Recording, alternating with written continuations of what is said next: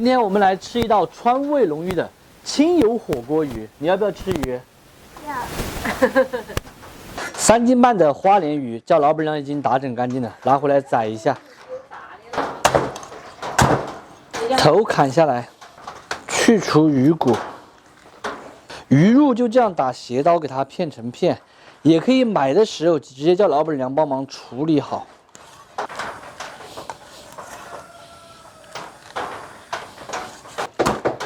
鱼肉嘛，煨一点盐、鸡精、胡椒粉、花雕酒，少许的水，码转的。最后来一点红薯淀粉锁住水分，来一点拍散的姜葱、花雕酒、盐、鸡精，活转的给它先腌制起来。接下来开始打锅底，名扬的清油火锅底料来上1包，配散的姜葱，四川醪糟2勺。加水，1包清油底料一般加个2到3斤水最合适。今天煮清油火锅，我就用的这一款名扬手工全能型的清油火锅底料哈，用它煮火锅就像我这样加水烧开就能够煮出火锅底一模一样的味道了，超级的简单。平时咱们在煮鱼、炒菜、烧菜的时候，麻辣香锅、冒菜等等，舀上个2勺进去哈，整道菜它的香味和口感都会提升很多。清油火锅底大家应该都知道，四川人特别的喜欢，并且超市里面也卖的特别的贵。像这样子1包238克的名扬手工全能清油底料，超市里面是卖20块钱。现在咱们搞活动哈，3包238克的清油火锅底料，外加1包麻辣香锅调料。总共到手的话，这样子4包只要39块8，相当于1包10块钱都不到，真的特别的划算。喜欢的朋友直接点下方链接去购买我同款就行。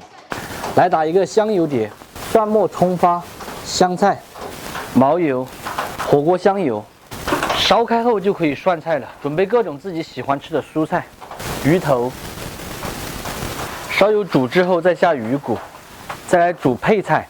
咱们这种的话是煮好之后上桌直接吃。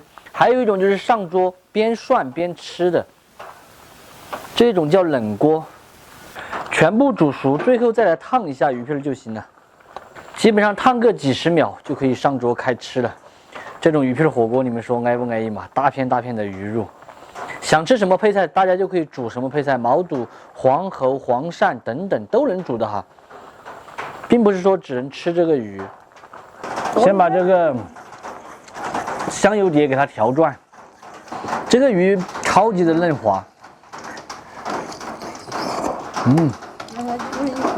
不烫，不烫啊！焦凉嘛，好香哦！是不烫吗？好烫哦！有点辣。吃这个鱼片嘛，超级的嫩跟超级的滑。